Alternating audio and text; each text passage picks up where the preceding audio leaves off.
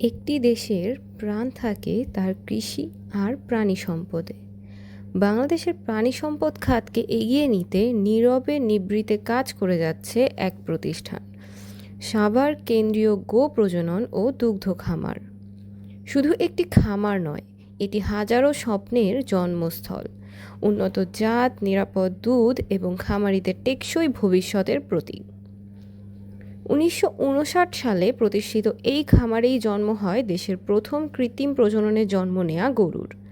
বর্তমানে এখানে সংরক্ষিত রয়েছে ৬০টিরও বেশি উন্নত জাতের ষাঁড় ও গাভী, যার মধ্যে রয়েছে ফ্রিজিয়ান, শাহিওয়াল, ব্রাহ্মা ইত্যাদি জাত। এদের ক্রস ব্রিডিংয়ের মাধ্যমে উন্নত দুধ ও মাংস উৎপাদনশীল জাতও তৈরি করা হচ্ছে। কিছু গরুর জাতগুলির মধ্যে রয়েছে Friesian, jersey, brown switch, Sahiwal, red Sindhi, Brahma. স্থানীয় জাতগুলোর মধ্যে রয়েছে দেশি ক্যাটেল এবং পাবনা ক্যাটেল। ক্রসব্রিডের মধ্যে ফ্রিজিয়ান, শাহিওয়াল এবং জার্সির সঙ্গে দেশি ব্রিডের ক্রস করানো হয়েছে এবং ফ্রিজিয়ান ও জার্সির সঙ্গে শাহিওয়ালের ক্রস করানো হয়েছে। সাভার খামারে উন্নত মানের সার থেকে বছরে প্রায় ১০ লাখ ডোজ পর্যন্ত সিমেন্ট সংগ্রহ করে সংরক্ষণ করা হয়। দেশের ৬৪ জেলায় সরকারি ও বেসরকারি খামারিদের জন্য এই সিমেন্ট সরবরাহ করা হয়। এছাড়াও রয়েছে কৃত্রিম প্রজনন প্রশিক্ষণ কেন্দ্র ও জেনেটিক ডেটাবেস। প্রতিদিন এই খামারে গড়ে ১৫০০ লিটার দুধ উৎপাদিত হয়।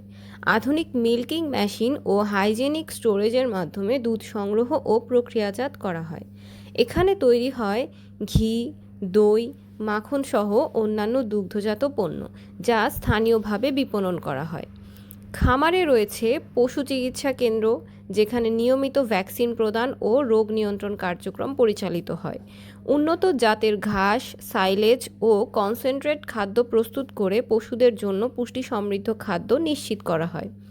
খামারে বায়োগ্যাস প্ল্যান্ট, কম্পোস্ট প্রজেক্ট এবং বর্জ্য ব্যবস্থাপনায় আধুনিক পদ্ধতি ব্যবহার করা হচ্ছে, যা পরিবেশ রক্ষায় গুরুত্বপূর্ণ ভূমিকা রাখে। সাভার খামার প্রাণী সম্পদের নির্ভরযোগ্য মানচিত্র।